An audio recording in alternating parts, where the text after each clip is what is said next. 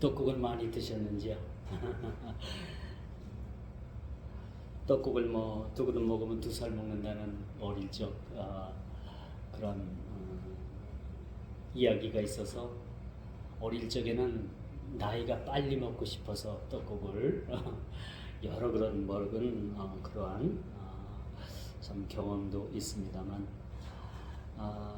이제 세월이 가면 갈수록 자꾸 우리 민족의 고유 명적인 풍속이 점점점 이렇게 퇴색되어 가진 않는가 그런 생각을 가져봐요. 그래서 한 해 한 해 지내면서 명절에 대한 그러한 우리가 가지고 있는 그러한 이미지나 또 생각들이 점점점 우리가 퇴색되어 가고 있고 우리가 생각했던 명절의 분위기는 사뭇 생각하는 것보다 많이 다르다라는 생각을 그렇게 가져보게 합니다. 참 소리되어서 이렇게 가까운 데 계신 우리 분들도 오셨고 멀리 또 평택에서 우리 선한 목자교회 권사님께서도 이렇게 오셔서 함께 예배를 드리고 있습니다만 참 반갑습니다. 그리고 환영합니다.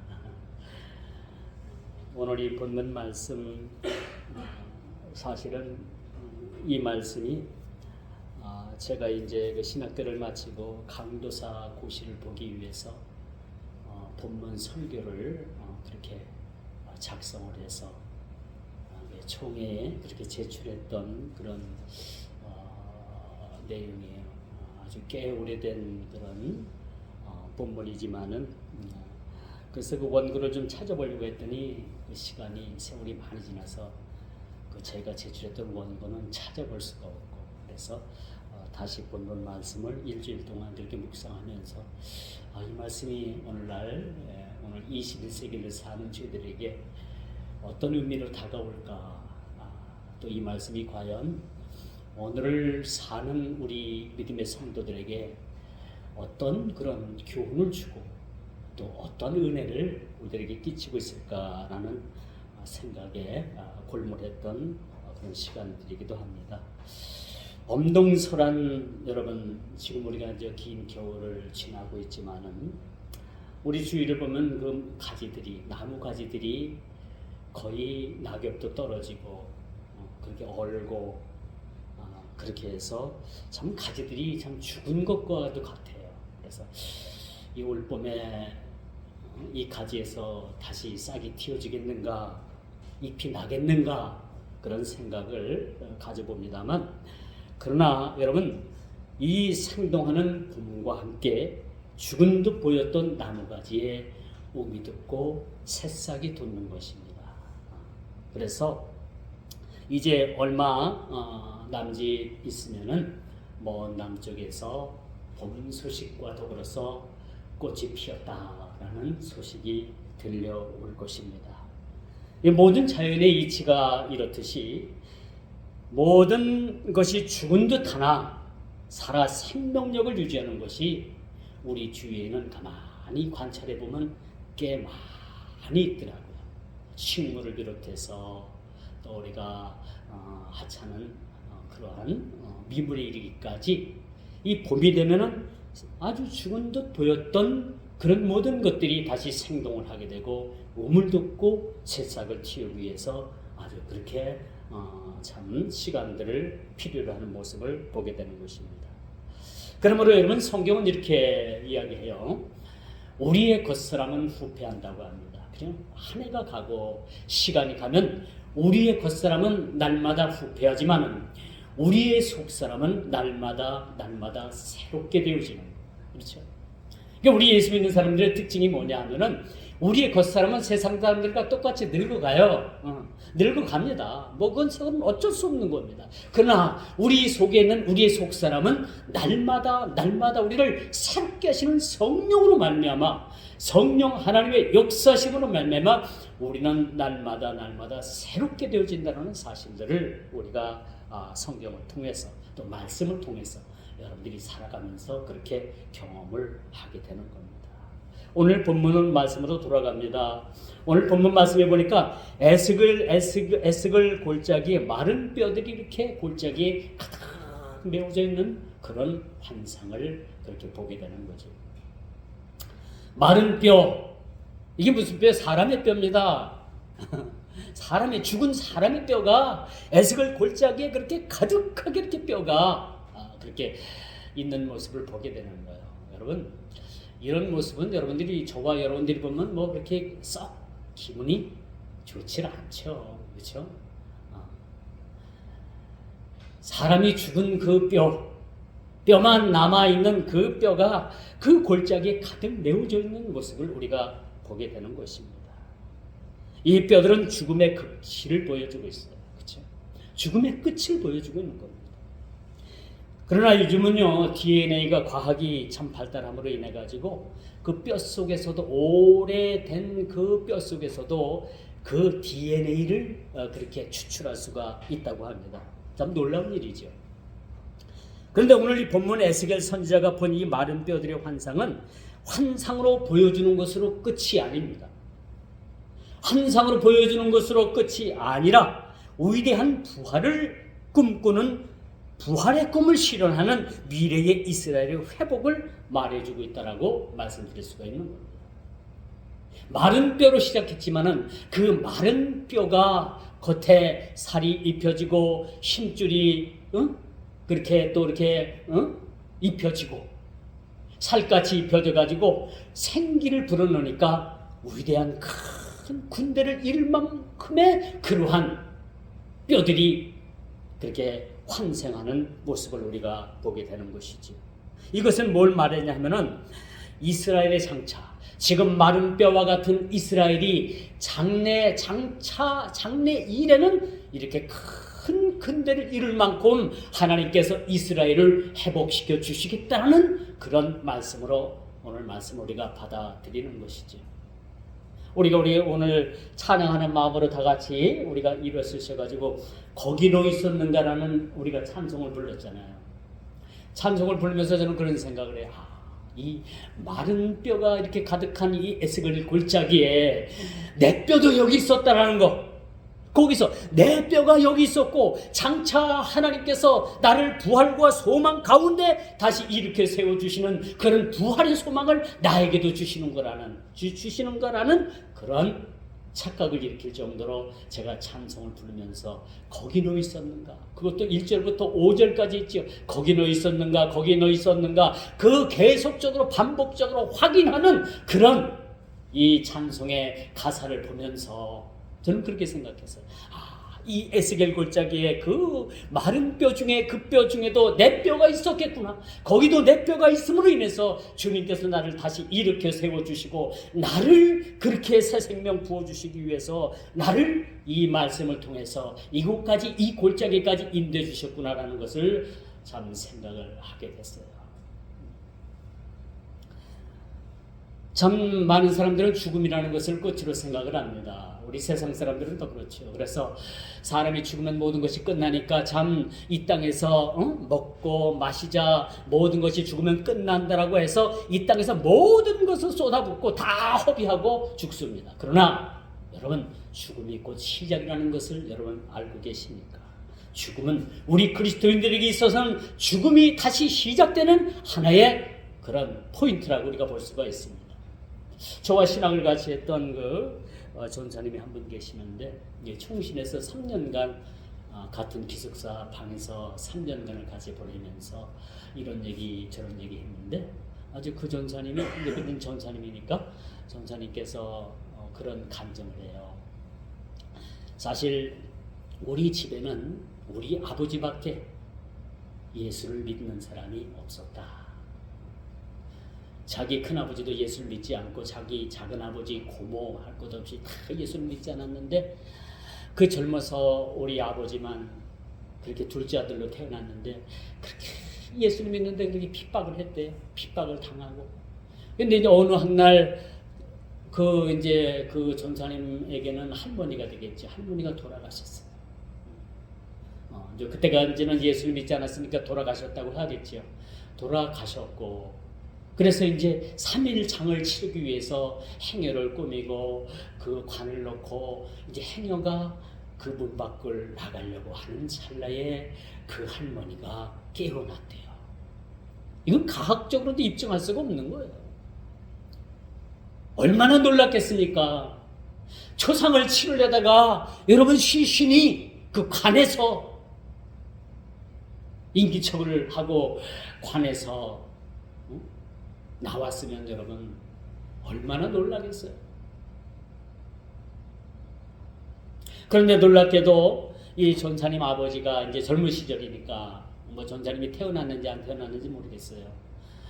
아버지가 자기 아버지가 그렇게 기도를 했대요. 하나님, 이 집에서 나 혼자 예수를 믿는데 형제들도 나를 핍박하고 부모들도 나를 핍박하는데 하나님, 진짜 하나님께서 살아계신다면 하나님, 우리 어머니를 살려주세요. 어찌 보면 이게 조금 참 어긋난 기도 같기도 하죠. 이런 기도를 드리는 게 사실 이게 맞는 건가 안 맞는 건가도 참 모르겠지만 이분에게는 너무나도 간절했던 거예요. 그런데 이분이 기도한 그 내용대로 행여가 문 밖을 나가기 바로 직전에 그 자기 어머니가 살아나서 다시 살아났다는 거예요. 난리가 났답니다. 그래서 초상을 치르다 말고 얼마나 살아있는 사람들이 놀랐겠어요. 이건 경험해보지 못한 사람은 모를 거예요. 어째 죽은 사람이 다시 살아났으니까. 죽은 사람은 살아났다고 하지만은 살아서 장례를 치르려고 했던 사람들은 얼마나 놀랐겠습니까? 그 일로 인해 가지고 온 가족이 예수를 믿고 그 전사님 아버지가 바로 그 일 때문에 신학을 해가지고 대전에서 그렇게 교회를 목회를 하다가 수년 전에 은퇴를 했습니다. 그리고 이 아들뻘 이 전사님도 이제 신학을 마치고 지금 경북 청도에서 목회를 아주 잘 하고 있습니다. 이게 제가 그 신학교 다닐 때 그 전사님에게 직접 들은 간증의 이야기예요. 그래서 야, 이런 일도 있었구나. 하나님께서는 이런 일도 이렇게 행하시는구나. 그래서 우리 사람의 생각과 하나님의 생각은 다릅니다. 우리 사람이 하는 것은 모든 것이 모든 범위가 한계가 있어요. 그러나 하나님께서는 무한하신 하나님이시죠. 하나님으로서 모든 일들을 하실 수 있는 하나님이시라는 것을 우리가 보게 되는 것입니다. 그러므로 여러분, 이 죽음을 상징하는 이 마른 뼈들에 대해서 어떻게 새 생명으로 새롭게 되는 것은 비밀입니다. 오늘 본문의 말씀은 사실 비밀스러운 이야기예요. 어떻게 마른 뼈에 그렇게 새살이 돋고 그렇게 생기를 넣으니까 큰 군대를 이룰 만큼 그렇게 생기 있는 군대가 되었는가? 이것은 우리가 과학적으로도 어떤 이론을 가지고도 설명할 수가 없는 것입니다. 그러나 우리 주님께서는 그렇게 말씀하고 계셔요. 가능한 이야기를 우리 주님께서 말씀하고 계시죠. 주님께서 요한복음 11장 25절에서 26절에 보니까 뭐라고 말씀하시느냐? 나는 부활이요 생명이라. 그리고 나를 믿는 자는 죽어도 살겠고 너희들이 하나님의 영광을 보게 될 것이라고 그렇게 말씀해 주고 있습니다. 나는 부활이요 생명이니 나를 믿는 자는 죽어도 살겠다라는 말씀을 우리들에게 주고 있습니다. 이 말씀이면 충분히 죽은 자가 살아나고요. 이 말씀이면 마른 뼈가 다시 환생을 해서 큰 군대를 이룰 수 있다는 것은 여러분 자명한 일이라고 우리가 볼 수가 있습니다. 그런데 여러분 아무리 봐도 마른 뼈들의 모습은 죽음의 결과물밖에 되지 않는 것을 우리가 보게 됩니다. 인간 편에서 보면요 절망, 탄식뿐이죠. 어떻게 마른 뼈들이 어떻게 다시 환상을 해서 군대를 이룰 수 있을까? 다시 그렇게 온몸이 성해서 온전한 사람으로 그렇게 다시 살아날 수가 있을까? 여러분 이 마른 뼈라고 하는 것은 여러분 아무런 희망도 또 가치도 없는 희망이라고는 전혀 찾아볼 수 없는 상황을 그렇게 말해주고 있다고 볼 수가 있습니다. 오늘 본문부터 1절부터 10절까지의 말씀은 그 마른 뼈 자체는요, 여러분, 소망이 없는 겁니다. 어떻게 다시 과학적으로, 어떻게 이론적으로, 어떻게 회복시켜서 생명을 부여할 수가 없는 그러한 상황임을 우리는 이해를 해야 되는 거죠. 이런 상황에서 하나님께서 사망에서 생명으로 옮기는 작업을 어떻게 전개하고 계시는지 우리가 흥미를 가지고 오늘 본문을 한번 살펴봐야 되는 거죠. 자, 거룩한 성령께서 에스겔에게 임합니다. 에스겔 선지자에게 임하시고 그를 에스겔 골짜기로 향하게 하신 후 그 앞에 놓인 마른 뼈들을 보게 하시는 거예요. 바라보라는 얘기죠. 뭘 봅니까? 우리는 뭘 보고 살아요? 세상, 염려, 걱정, 근심 이런 게 떠나지 않잖아요. 늘 이런 것만 바라보고 살기 때문에 우리는 한 일보도 우리가 신앙으로 전진해 나갈 수 없는 상황을 우리는 맞을 수밖에 없는 겁니다. 오늘 성령께서는 에스겔 선지자에게 뭘 보라고 말씀을 합니까? 마른 뼈들을 바라보라는 겁니다. 마른 뼈를 바라보라는 거예요. 그리고 선지자에게 상상을 초월한 질문을 던집니다. 그렇죠? 과연 에스겔 골짜기에 수북이 쌓인 마른 뼈들이 살아날 수 있느냐라고 에스겔 선지자에게 그렇게 묻습니다. 저와 여러분들에게 하나님께서 물으신다, 우리 주님께서 물으신다면 여러분 어떻게 대답하시겠어요? 너희들이 죽은 후 다시 살 수가 있겠느냐? 내가 부활한 것 같이 너희들도 부활의 소망을 가지고 너희도 부활의 꿈을 꾸고 있느냐? 너희들도 부활할 수 있는 그런 희망을 가지고 있느냐? 그렇게 될 것을 너희들이 믿느냐? 라고 물으실 수 있다라는 겁니다.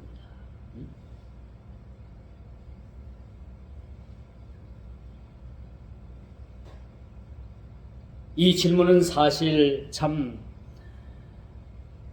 의학적으로나 현대의학으로나 과학적으로도 불가능한 일을 묻고 계시는 거예요. 어떻게 마른 뼈들이 다시 살아날 수 있겠는가? 이 물음은요, 에스겔 선지자에게 성령께서 하나님께서 하신 물음이지만은 오늘을 사는 저와 여러분들에게도 똑같은 물음으로 이 말씀이 저와 여러분들에게 묻고 계신다는 사실들을 여러분 기억을 해야 합니다. 과연 마른 뼈와 같은 저와 여러분이, 과연 마른 막대기와 같은 저와 여러분이 다시 살 수 있겠느냐? 너희들이 죽으면 다시 살 수 있겠느냐? 이 죽은 뼈가 너희 뼈인데 이 뼈가 다시 살 수 있겠느냐라는 것을 오늘 저와 여러분들에게 다시 묻고 계십니다.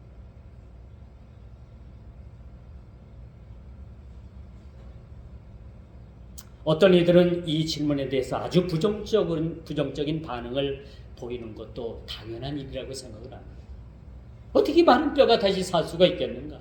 죽으면 그만이지. 많은 사람들이 그렇게 생각을 해요. 죽으면 그만이지. 그렇죠? 죽으면 모든 것이 끝난다고 생각을 합니다. 그러나 전혀 성경은 그렇게 이야기하고 있지 않습니다. 죽음은 곧 다시 제 인생을 시작하는 하나의 인생의 터닝 포인트와도 같은 것이라고 우리가 볼 수가 있겠습니다.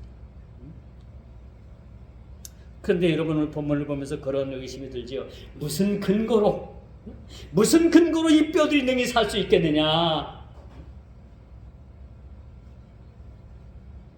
이렇게 물으시는 의도가 뭐라고 생각을 합니까?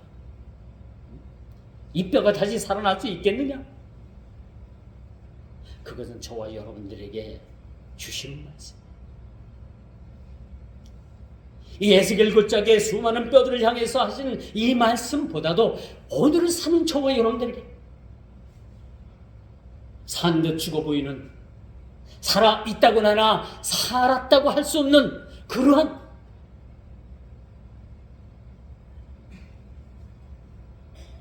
그런 환경에, 그런 환경 위에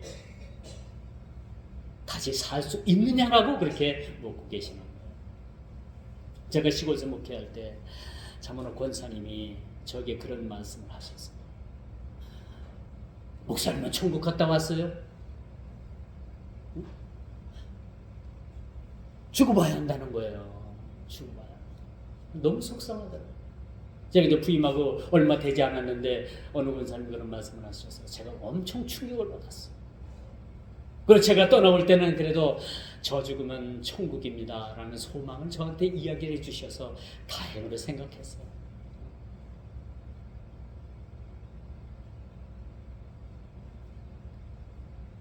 무슨 근거로 이 뼈들이 다시 살 수 있겠느냐, 능히 살 수 있겠느냐라고 물으신 이 물음은요, 하나님께서는 능히 이 일들을 행하실 수 있다는 것을 오늘 저와 여러분들에게 그렇게 말씀하시기 위해서 이 말씀을 주셨다는 겁니다.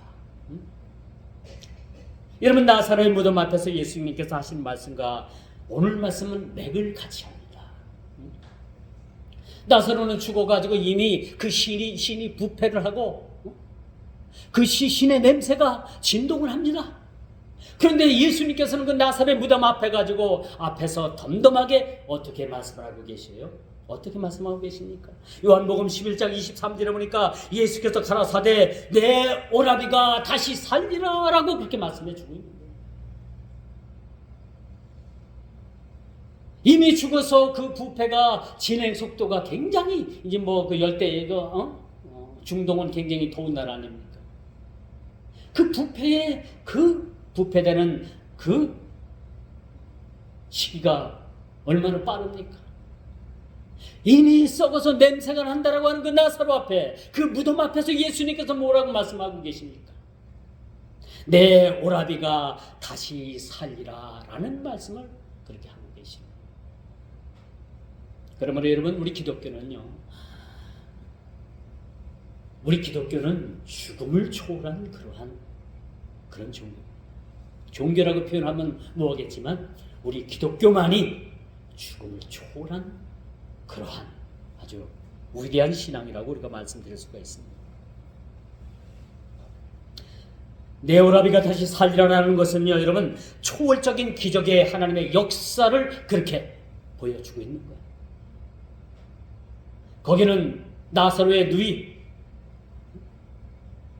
비롯해서 많은 장례를 치렀던 사람들이 함께 모였을 거예요. 그 사람들 앞에서 예수님께서는 죽음을 초월한 그런 기적의 역사를 그렇게 그들에게 산 교육으로 보여주고 있다는 것을 우리가 보게 되는 것이죠. 그리고 너희 마른 뼈들아 여호와의 말씀을 들을지어다 라고 에스겔 선지자는 그렇게 선포하는 모습을 보게 됩니다. 참 놀랍죠. 선포할 때 이루어지게 되는 것이죠. 오늘 선지자의 선포는 조금도 망설임이 없이 오늘 에스겔 선지자는 성령께서 감동 주시고 말씀하시는 대로 곧바로 주저 없이 그가 뭐라고 그렇게 뼈들을 향해서 명령을 내리냐, 너희 마른 뼈들아 여호와의 말씀을 들을지어다 라고 그렇게 명령을 내리고 있는 모습을 우리가 보게 됩니다. 여기서 선지자의 모습은 조금도 망설임이 없었다는 거예요. 주저함이 없었다는 거예요. 곧바로 실행을 하게 됩니다. 사실 하나님의 기적은요, 듣는 데서 시작을 합니다. 그렇죠? 로마서 10장 17절에 보니까 그러므로 믿음은 들음에서 나며 들음은 그리스도의 말씀으로 말미암았느니라 그렇게 말씀을 합니다. 여러분, 노아도 아브라함도 말씀을 듣고 순종했습니다. 오늘 에스겔 선지자가 참 말 같지도 않은 말, 참 믿기지도 않는 말을 그렇게 자기 귀에 들려줬을 때 이게 무슨 말씀이에요? 라고 하지 않고 그가 이 일에 대해서 부정하지 않고 조금도 망설임이 없이 너희 마른 뼈들아 여호와의 말씀을 들을지어다 라고 그렇게 명령하고 있는 모습을 우리가 보게 되는 겁니다.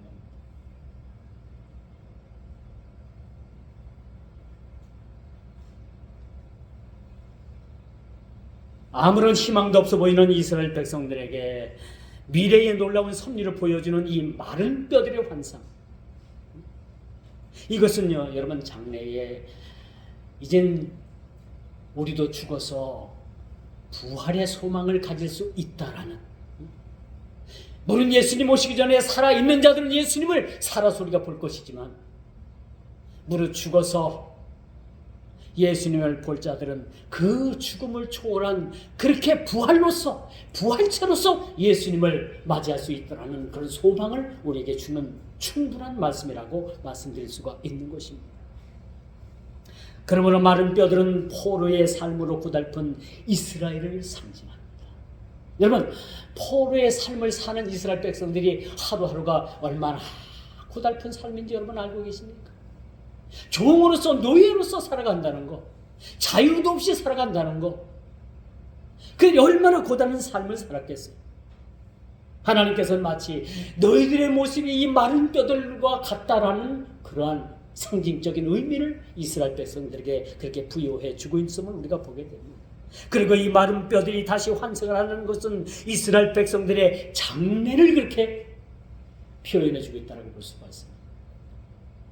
포로로 잡혀가가지고 그렇게 나라 없이 떠돌면서 그렇게 고단한 삶을 살고 고통의 삶을 살던 그들이, 마른 뼈 같은 그들의 삶이 장차 이스라엘이 다시 회복되고 그들의 장래가 큰 군대를 이루는 것처럼 그렇게 그들을 하나님께서 회복시켜 주시겠다는 말씀을 오늘 본문을 통해서 우리들에게 주고 있는 것. 그러므로 여러분, 이 뼈들은 이스라엘의 온 족속이라고 11절에 그렇게 말씀을 하잖아요. 이 뼈들이 상징하는 것이, 이 뼈들의 비유가 누구를 뜻했던가? 이스라엘 백성들인 거예요. 여러분, 이것이 이스라엘에 국한된 그 이스라엘의 육적인 이스라엘만 생각해서는 안 되는 거죠. 이 말씀은 오늘을 살아가는 오늘 영적인 이스라엘 백성들에게도 똑같이 적용되는 그런 말씀이라고 말씀드릴 수가 있습니다. 너희는 거룩한 백성이라고 했잖아요. 왕 같은 제사장이라고 했잖아요. 그렇죠? 하나님의 나라라고 말씀해주고 있잖아요. 그렇죠? 이것은 육적인 그런 이스라엘에만 국한되는 것이 아니라 영적인 이스라엘인 저와 여러분들을 향해서 똑같이 주어지는 말씀이라고 말씀드릴 수가 있는 겁니다. 그러므로 여러분, 이스라엘의 회복은 마치 마른 뼈들이 서로 모여 생명을 얻는 것으로 시작을 하고 있죠. 마른 뼈에 살이 입혀지고 힘줄이 생기고 마치 그것에 생기를 불어넣으니까 큰 군대를 그렇게 이루게 되는 모습을 우리가 보게 됩니다. 이것은요, 마지막 때 주님 재림하셔가지고 온 땅에 있는 그런 믿음의 백성들을 향해서 그렇게 그 온 땅에 있는 믿음의 백성들이 환호하는 그런 모습과도 같은 그런 연상을 자아내기도 하는 그런 말씀이기도 합니다. 우리 주님 다시 오실 때, 그렇죠? 모든 죽었던 자들의 무덤이 먼저 갈라지고, 그렇죠? 그들이 먼저 주님을 먼저 뵙게 될 것입니다. 이 환상의 의미는 흩어졌던 이스라엘이 다시 한 자리로 돌아오게 된다는 것을 이렇게 보여주고 있습니다. 하나가 되는 것입니다. 이스라엘이 요즘 하마스와 엄청난 전쟁의 고통과 그 국제적인 비난에도 불구하고 전쟁을 지금 치르고 있는데 참 안타깝죠. 여러분, 그 가자 지구에도 그 사람들도 하나님께서 택한 백성들이 많이 있는 거예요. 그렇죠? 그곳에도 하나님의 선택된 백성들이 이 전쟁을 멈춰줘야 합니다. 물론 이스라엘에서는 참 다시는 그 고통의 근본 뿌리를 뽑기 위해서 지금 전쟁을 한다고 하지만 이 전쟁은 멈춰줘야 되는 거예요. 멈춰줘야 돼요. 그리고 서로 이제는 화해해야 되는 거예요. 서로 그리고 하나가 되어야 되는 겁니다. 언제까지 이슬람과 반이슬람이 이렇게 반목하여 싸우겠습니까? 이게 언제까지입니까? 주님 오셔야 끝날 것 같기도 하고 그 전에 끝나는 것이 참 좋긴 좋습니다만 언제까지 이렇게 반목을 하고 이렇게 많은 무고한 생명들이 이렇게 죽어나가야만 하는가? 이런 안타까운 거죠. 우리 그리스도인들은 이를 위해서도 이러면 기도해야 돼요. 생명은 귀중합니다. 하나님께서 주신 이 생명들은 참 귀중한 것이라고 우리가 볼 수가 있는 거죠. 근데 여러분 이스라엘 편에서 보면요, 나라를 잃고 자유를 억압당해본 자만이 그 자유의 소중함을 알기 때문에 그들이 여러분 그 독일 나치에 의해 가지고 600만이 넘는 그런 이스라엘 백성들이, 유대인들이 그렇게 죽지 않습니까? 나라가 없었기 때문에 그런 거예요.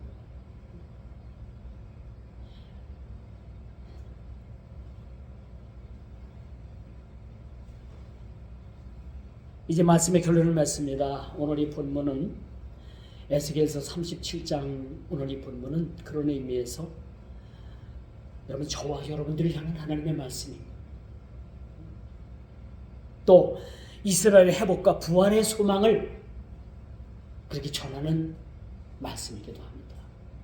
이 말씀은 장차 부활의 소망을 가진 자들이 마른 뼈가 그렇게 환상을 해서 그렇게 큰 군대를 이룬 것과 마찬가지로 먼저 믿다가 간 우리 선진들, 우리 믿음의 선배들, 그분들이 먼저 다 부활에 참여된다라는 사실도, 이런 것들을 생각할 때 너무나도 우리가 가슴 벅차지 않습니까? 마른 뼈들이 살아났다라고 하는 것은요, 이건 대단한 사건입니다. 여러분 세상 고금천하에 어떻게 마른 뼈가 살아났다는 이야기가 어디 다른 문헌에 여러분 기록된 것이 어디 있어요? 없습니다. 죽었다가 사흘 만에 다시 살아났다는 그런 기록도 성경 외에는 없습니다. 세상의 어떤 위대한 그런 동서문학을 통틀어 봐도 어디를 봐도 이런 위대한 사건은 기록되어 있지 않습니다. 단지 이것은 기록으로 끝나는 것이 아니라 하나님의 역사요, 살아있는 산실이요, 산 역사라는 것을 우리는 기억을 해야 될 것이죠.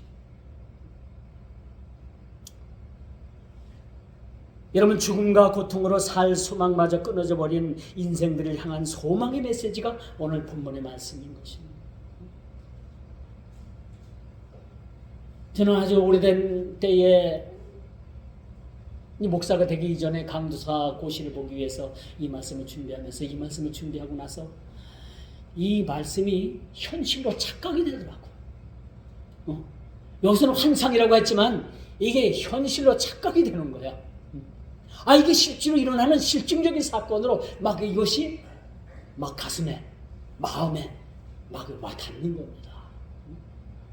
사랑하는 성도 여러분, 오늘 이 말씀을 듣고서 여러분들도 이 마른 뼈가 살아났다는 것은 단지 글자 문헌적으로 쓰여져 있는 것이 아니라 내 삶에, 내 신앙에, 내 일생에 이렇게 막대기와 같고 마른 뼈 같은 나에게도 이렇게 하나님께서 나를 다시 환생시켜 주시고 나를 새 사람 되게 만들어 주시고 나를 큰 군대와 같은 그런 군대로 만들어 주신다는 그런 사실들을 믿고 소망을 가지고 살아가시길 바랍니다. 그러므로 우리가 그리스도 안에 있는 자들에 대한 이 궁극적인 상징적인 이 말씀은 하나님의 약속인 거야. 단지 환상에 끝나는 것이 아니라, 단지 기록에 끝나는 것이 아니라 이 말씀은요 하나님의 약속입니다. 저와 여러분들을 향한 하나님의 약속인 거예요. 이 약속을 붙잡고 여러분들이 나가는 자들에게 마른 뼈 같은 나, 마른 막대기 같은 나를 하나님께서 살리셔서 이렇게 푸릇푸릇한 그런 나무로 생동하는 그런 아주 가장 젊은 그런 나의 모습으로 변화시켜 주실 것입니다. 저희가 신학교 다닐 때 이런 논쟁이 있었어요. 교수님하고 이런 논쟁을 했는데, 우리가 이제 예수님 앞에 갔을 때는 어떤 모습일까?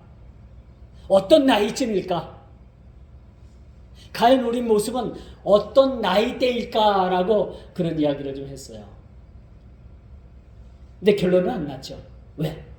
성경에는 구체적으로 그런 이야기가 없기 때문에 말씀은 못 드렸습니다만 교수님이 그런 제안을 하시더라고요. 우리가 예수님 앞에 가서 부활의 몸으로 다시 섰을 때는 우리 나이가 한 33세 정도 나이는 되지 않을까. 33세면 여러분 문득 스쳐가는 그런 나이의 개념이 있죠. 예수님.